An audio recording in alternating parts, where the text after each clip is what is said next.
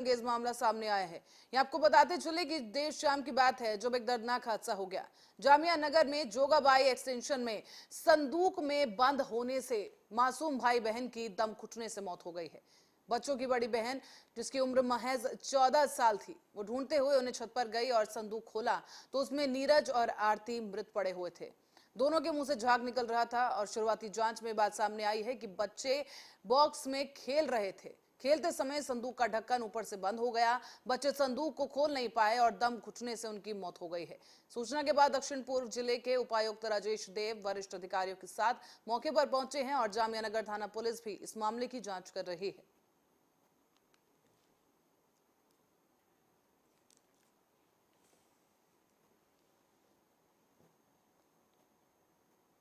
गुजरात के पूर्व मुख्यमंत्री श्री विजय रूपाणी, दिल्ली भाजपा अध्यक्ष श्री वीरेंद्र सचदेवा, प्रदेश सह प्रभारी डॉक्टर अलका गुर्जर और सांसद मनोज तिवारी ने आज एक संयुक्त प्रेस वार्ता की है। इस दौरान संवाददाता सम्मेलन कर मोदी सरकार के 9 साल पूरे होने पर उनके द्वारा देश और दिल्ली में किए गए विकास कार्यों पर विस्तृत तौर पर चर्चा की गई। इस दौरान विजय रूपाणी ने कहा है कि मोदी सरकार के द्वारा किए गए 9 सालों के कार्यों को हम जन जन तक पहुंचाने के लिए पूरे देश में एक विशेष अभियान चला रहे हैं और इसके लिए भाजपा के वरिष्ठ नेता देश के सभी लोकसभा में जाएंगे। उन्होंने ये भी कहा कि 2014 से पहले कांग्रेस की सरकार के वक्त में देश में निराशा और हताशा थी, जिससे कि देश को सिर्फ नुकसान पहुंचाया गया। लेकिन 2014 के बाद से मोदी सरकार को लेकर देश के लोगों में एक उम्मीद जगी है और उन उम्मीदों का ये परिणाम है कि प्रधानमंत्री नरेंद्र मोदी के नेतृत्व में देश सही दिशा में तरक्की कर रहा है। सबको पता है कि राम मंदिर का जो मामला था,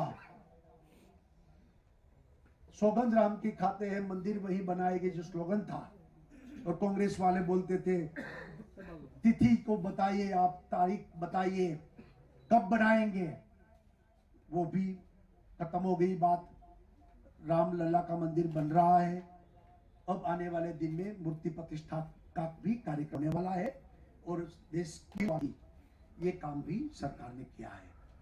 कश्मीर में 370 को निकालकर उस वक्त भी कांग्रेस वाले कहते थे, बाकी लोग विरोध पक्ष वाले बोलते थे कि 370 निकालेंगे तो कश्मीर में लोह की नदी बहेगी, खून की नदी बहेगी। आज की स्थिति क्या है? कश्मीर विकास कर रहा है। मैक्सिमम पर्यटक आज कश्मीर फिर से जा रहे हैं और कश्मीर आगे बढ़ रहा है। आतंकवाद, नक्सलवाद के खिलाफ भी काफी कदम उठाए हैं। सर्जिकल स्ट्राइक्स, उरी और पुलवामा के बाद इस तरीके के ईंट का जवाब पत्थर से दिया। सबको पता है कि राम मंदिर का जो मामला था, सौगंध राम की खाते हैं मंदिर वहीं बनाएंगे जो स्लोगन था, और कांग्रेस वाले बोलते थे तिथि को बताइए, आप तारीख बताइए कब बनाएंगे, वो भी। अब बढ़ते अगली खबर की ओर। खबर है मंदसौर से, जहां पर जिले में पिपलिया मंडी नगर मध्य प्रदेश के पूर्व मुख्यमंत्री कमलनाथ किसान महासम्मेलन में पहुंचे और किसान आंदोलन में शहीद किसानों के परिजनों से वो मिले। इस दौरान आगामी 2024 के विधानसभा चुनाव का शंखनाद भी कर दिया गया है। किसान महासम्मेलन में कमलनाथ को सुनने के लिए हजारों की संख्या में किसान पहुंचे। इस दौरान कमलनाथ ने भारतीय जनता पार्टी पर जमकर हमला किया है।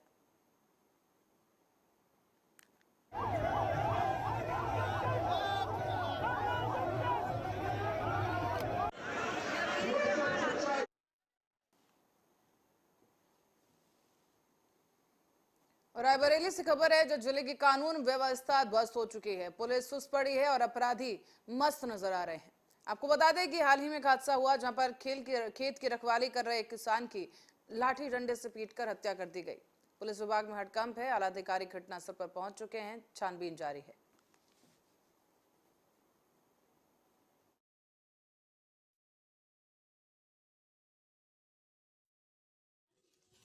के इस गांव के रहने वाले थे योगेंद्र सिंह सन ऑफ शिव प्रसाद सिंह, जिनकी उम्र करीब 50 वर्ष है।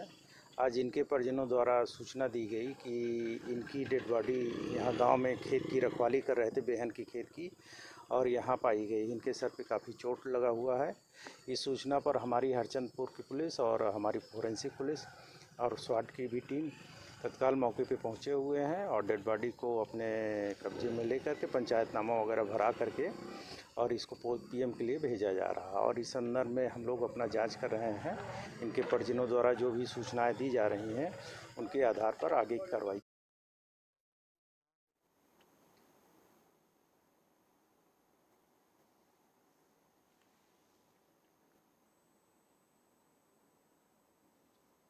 और अब रुक करेंगे पन्ना की ओर, जहां पर भगवान जगन्नाथ स्वामी जी जो कि आज से 15 दिनों के लिए लू लगने से बीमार हो गए हैं, जिससे कि अब 15 दिनों के लिए भगवान जगन्नाथ स्वामी मंदिर के पट बंद कर दिए जाएंगे। आपको ये बता दें कि जगन्नाथपुरी उड़ीसा के तर्ज पर मंदिरों की नगरी पन्ना में भगवान जगन्नाथ स्वामी जी रथ यात्रा का कार्यक्रम 150 सालों से ज्यादा समय से होता चला रहा है। यहाँ पे आपको बता दें कि दो भगवान जगन्नाथ स्वामी मंदिर के आज के दिन सुबह राज परिवार में उपस्थिति में भगवान के स्नान यात्रा की रस्म अदायगी की गई। इसी के साथ ही ऐतिहासिक रथ यात्रा महोत्सव का आगाज भी आज से कर दिया जाता है। लेकिन बीमार भगवान को ठीक करने के लिए भक्त प्रार्थना कर रहे हैं। सबसे पहले भगवान को मंदिर के गर्भगृह से भगवान को बाहर लाया जाता है। वहां पर वैदिक मंत्रोच्चार के साथ औषधीय जल से भगवान को स्नान कराया जाता है। और इसी दौरान लू लगने से भगवान बीमार पड़ गए। इससे उनकी दिनचर्या और भोजन व्यवस्था भी बदल दी जाती है। मान्यता यह है कि ठीक होने तक उन्हें प्रतिदिन वैद्य द्वारा दवा देने की परंपरा भी निभाई जाती है। और इस दौरान मंदिर के कपाट भक्तों के लिए बंद रहेंगे। मंदिर में प्राण प्रतिष्ठा के 36 साल बाद पन्ना में भी आषाढ़ शुक्ल की द्वितीया को जगन्नाथ जी की रथ यात्रा निकालते हुए उसकी शुरुआत की गई है। और बीते करीब 170 सालों से रथ यात्रा निकालने का सिलसिला इसी तरह चला आ रहा है।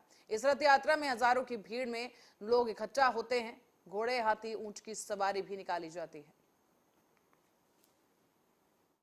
नाथ जी का मंदिर है।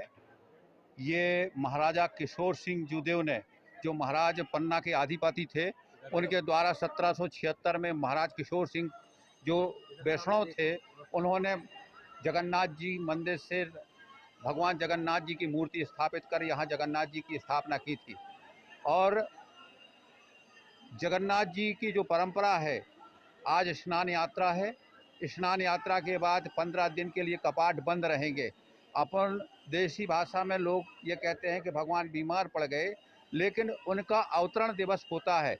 और अवतरण दिवस के बाद पश्चात 15 दिवस घट लुटाएगा। इसकी क्या परंपरा है? ये परंपरा ये है कि भगवान जगन्नाथ जी स्वयं जो है अभिषेक करते हैं। और अभिषेक करने के पश्चात उनका वहाँ अपने सिंहासन से निकल के और बाहर विराजमान होते हैं। घट है, इसको घर में रखने की और घर में घट रखने से जय भगवान जगन्नाथ स्वामी जी का मंदिर है। आज यहाँ मंदिर में स्नान यात्रा कार्यक्रम मनाया गया। भगवान गर्भगृह से निकलकर बाहर स्नान के लिए गए।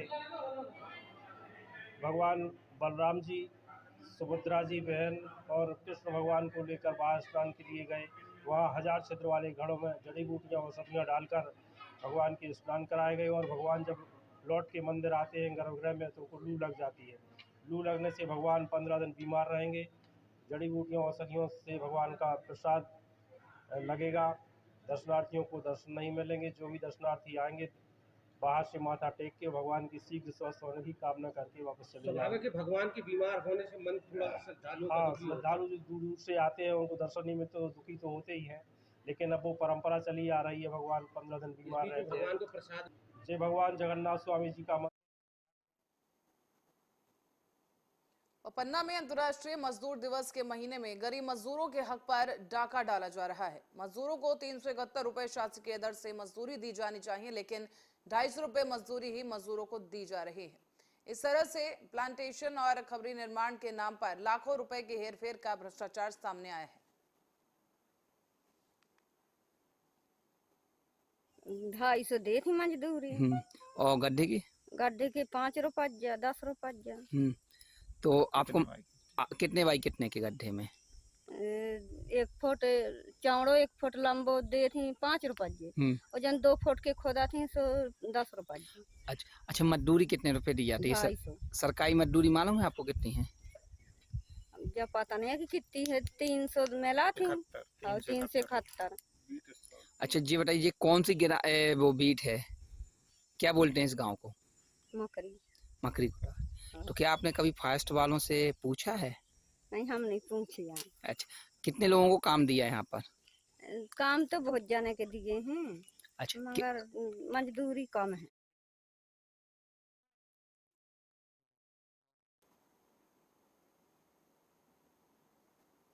और मुख्यमंत्री कन्यादान योजना के तहत जिला पंचायत कार्यालय प्रांगण पन्ना में सामूहिक विवाह सम्मेलन संपन्न हुआ है। इसमें 129 जोड़ों का हिंदू रीति रिवाज के साथ विवाह संपन्न कराया गया। इसी के साथ ही 3 मुस्लिम जोड़ों का मुस्लिम रीति रिवाज के साथ निकाह संपन्न करवाया गया है। इस अवसर पर कैबिनेट मंत्री ब्रजेश प्रताप सिंह मुख्य अतिथि के रूप में शामिल हुए और इसी दौरान उन्होंने मीडिया से मुखातिब होते हुए बताया है कि प्रदेश में मुखिया शिवराज सिंह चौहान की महत्वाकांक्षी योजना में अब 51,000 की राशि निर्धारित की गई है, जिसमें कन्या के खाते में 49,000 सीधे पहुंचते हैं और 6,000 की राशि व्यवस्था में उपयोग की जाती है। इस योजना में किसी के साथ कोई भेदभाव नहीं किया जाता। हर जाति और धर्म और वर्ग के लोग इसमें शामिल होकर योजना का लाभ उठा सकते हैं। 129 जोड़े हैं, 3 निकाह हैं, नहीं 129 शादियां हैं और विवाह हैं और 3 निकाह हैं। इसे कुल मिला के 132 जोड़ों की यहाँ पे शादियां होने वाली हैं और पिछली बार भी 100 से ज़्यादा जोड़ों की यहाँ पे शादियां हुई थी और मुझे खुशी है कि 1000 से ज़्यादा जोड़ों की शादियां मेरी विधानसभा के अंदर हो चुकी हैं।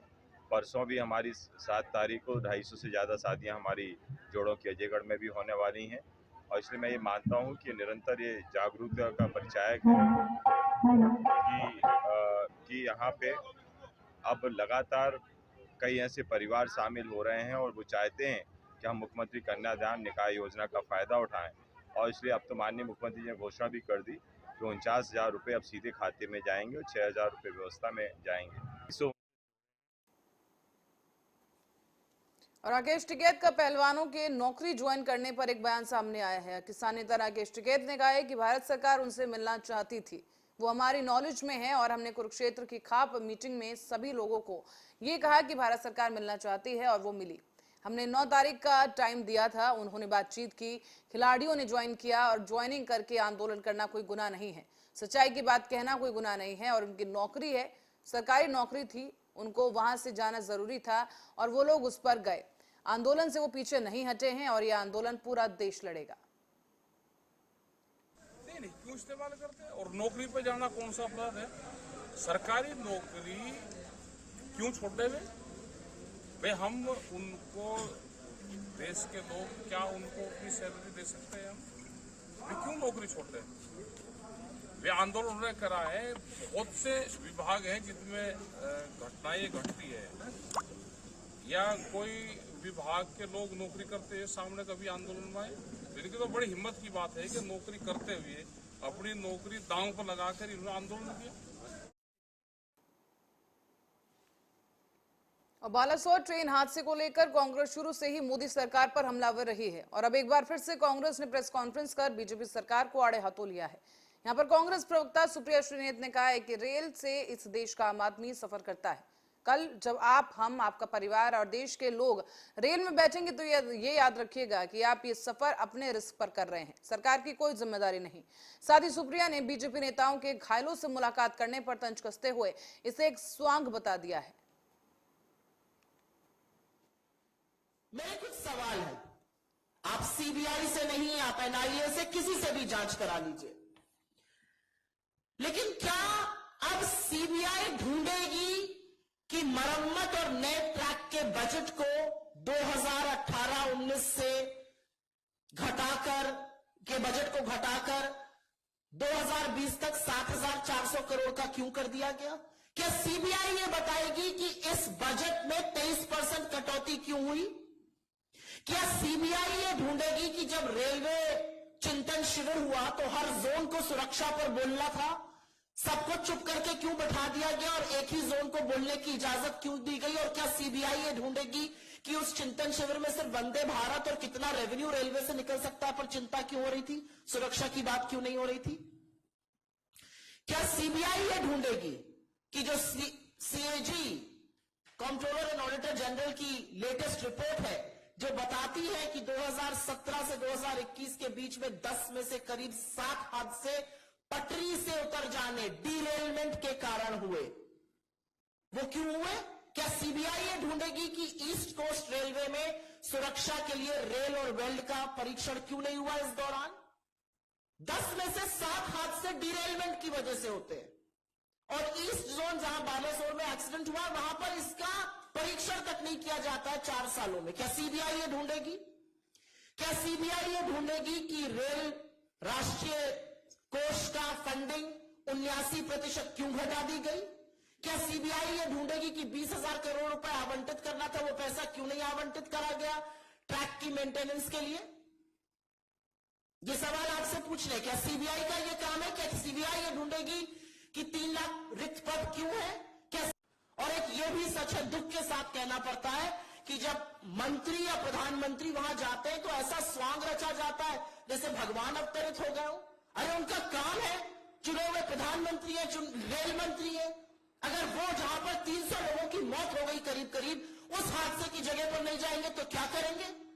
ये अलग बात है कि वहां कूलर लगा हुआ है, ये अलग बात है कि शव गाजर मूली की तरह डंपर में फेंके जा रहे हैं और उनके लिए तोसक तकिया लगाकर इंतजाम किया गया है। ये अलग बात है कि रेल मंत्री के फोन पर 7 बजे शाम दिख रहा है, हमारे मीडिया के कुछ साथी उसको 11:30 बजे उनको जमीन पर तैनात दिखा रहे हैं। तो चुनी हुई सरकार को जब जब कटघरे में आप खड़ा करते हैं तो हमेशा ध्यान भटकाया जाता है।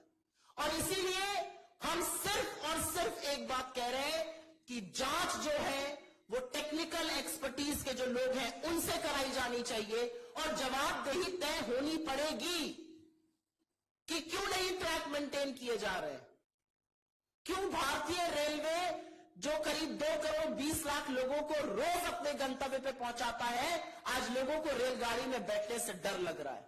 सवाल आज ये है कि क्या सीबीआई और एनआईए जैसी एजेंसीज वाकई में कुछ कर पाएंगी? क्योंकि मैं आपके सामने ये बताना चाहती हूं कि 2016 में कानपुर में एक बड़ा रेल हादसा हुआ था, इसको भी आतंकी साजिश बताया गया था। एनआईए को केस सौंपा गया, रेल मंत्रालय ने चिट्ठी लिखी होम मिनिस्ट्री को, एनआईए को केस सौंपा गया। कानपुर के रेल हादसे की बात कर रही हूं, 152 लोगों की मौत हुई थी। 2017 में कुनेरू आंध्र प्रदेश में रेल डिरेलमेंट हुआ, बड़ा हादसा हुआ, 40 लोगों की मौत हुई। तुरंत बजाय जिम्मेदारी तय करने के, जवाबदेही तय करने के, जांच एनआईए को, नेशनल इन्वेस्टिगेटिव एजेंसी को सौंप दी गई।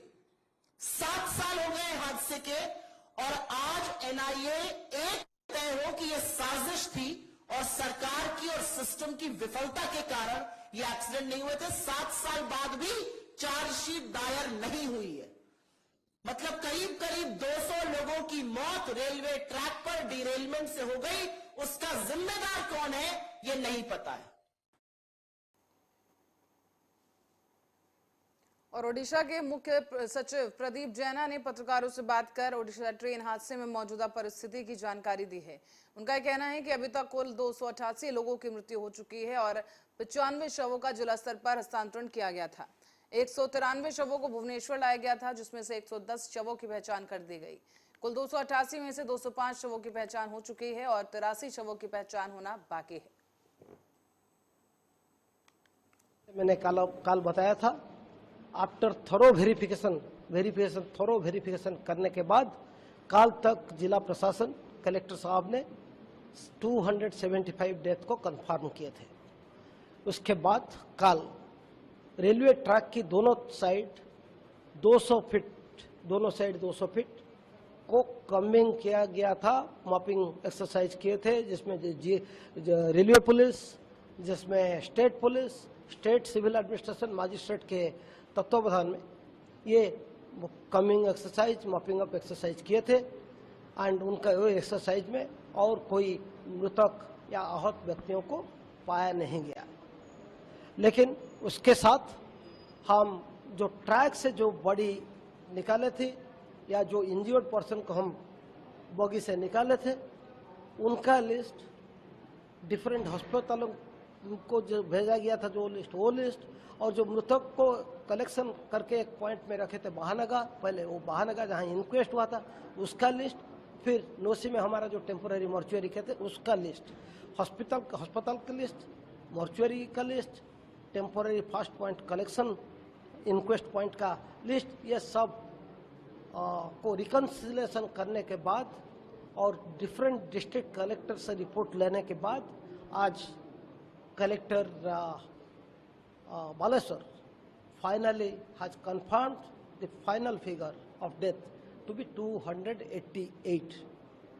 वो जो 288 मृतक घोषित किए हैं जिला कलेक्टर ने, उसमें से 94 बॉडीज 94 जो बॉडीज को वो अपना लेवल पे इंक्वेस्ट के बाद प्रॉपर आइडेंटिफिकेशन के साथ नेक्स्ट ऑफ किन को ट्रांसफर किए थे। और ओडिशा के बालासोर में हुए ट्रेन हादसे को लेकर समाजवादी पार्टी के राष्ट्रीय अध्यक्ष अखिलेश यादव ने भारतीय जनता पार्टी पर निशाना साधा है। अखिलेश यादव ने लखीमपुर खीरी में एक सभा को संबोधित करते हुए कहा कि ये सरकार कह रही है कि हमारे पास कई इंजन है। उड़ीसा में उन्होंने तीनों इंजन भिड़ा दिए और क्या कुछ कहा गया वो भी आप सुनिए।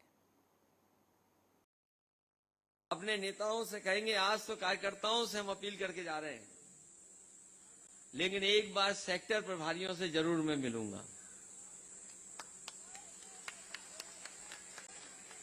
एक बार सेक्टर प्रभारियों से जरूर मुलाकात करूंगा, क्योंकि जब सेक्टर प्रभारियों से बात होगी तो मैं जानता हूं अपने गांव और अपने सेक्टर के बारे में सही जानकारी देंगे, और जब सही जानकारी मिल जाएगी तो उसका समाधान भी हम लोग मिलकर के ढूंढ लेंगे। क्योंकि कमी क्या है अगर हम लोगों को नहीं पता होगी तो बताओ हम लोग लड़ाई कैसे जीतेंगे। इसलिए कमी जानना जरूरी है। हमें कोई फर्क नहीं पड़ता टीवी चैनल अखबार क्या लिखता है, हमें एक ही चीज पता है कि भारतीय जनता पार्टी को सबसे ज्यादा घबराहट अगर किसी दल से है तो वो है समाजवादी पार्टी से, क्योंकि उन्हें पता है कि कोई मुकाबला कर सकता है तो वो समाजवादी लोग हैं जो मुकाबला कर सकते हैं बीजेपी का। बताओ मुकाबला करोगे आप लोग?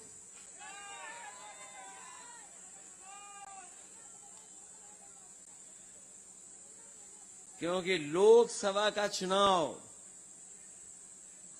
केवल लोकसभा का चुनाव नहीं है, सरकार का चुनाव नहीं है। हमारा आपका भविष्य क्या होगा इसका चुनाव है। भविष्य का चुनाव है। आने वाली पीढ़ी को हम कैसा देश दे करके जाएंगे उसका चुनाव है। आने वाली पीढ़ी का भविष्य क्या होगा उसका चुनाव है। ये लोग जो संविधान को नहीं मानते, कानून को नहीं मानते, वो हमें और आपको भी नहीं मानते। वो हमें और आपको गिनती में ही नहीं रखते। इसलिए भविष्य का चुनाव है, देश के भविष्य का चुनाव। और यूपी जहां से ये आए हैं 2014 जहां से यूपी से घुसे हैं, यूपी वालों की जिम्मेदारी है इन्हें यूपी से बाहर निकालने की। 14 में आएंगे, 24 में हम लोग इनको बाहर निकालने का काम करेंगे। कि 14 दिनों में हम किसानों का भुगतान कर देंगे। हमारे किसानों का भुगतान अभी भी नहीं हुआ है। आप तो गन्ना पैदा करते होंगे, यहां बैठे लोग हैं गन्ने वाले किसान के नहीं हैं? अरे ये तो सब दिखाई दे रहे हैं हमें। कितने दिनों से भुगतान नहीं हुआ? कोई कह रहा 1 साल। बताओ 1 साल पीछे चल रही है सरकार। और ये सरकार तो कह रही है हमारे पास कई इंजन हैं, कई इंजन। मुख्यमंत्री जी ने कह दिया ट्रिपल इंजन। और देखो जब से ट्रिपल इंजन बोला मुख्यमंत्री जी ने, ट्रिपल इंजन उड़ीसा में भिड़ गए कि नहीं भिड़ गए?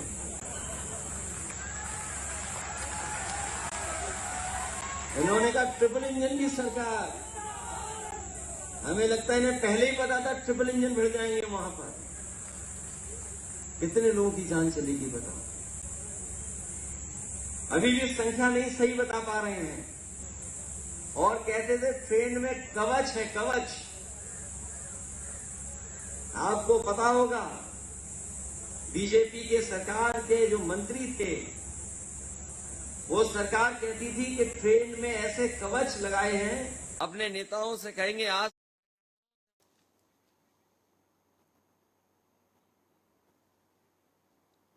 इस बुलेटिन में फिलहाल के लिए इतना ही। देश दुनिया की तमाम खबरों के लिए देखते रहिए आर्या न्यूज।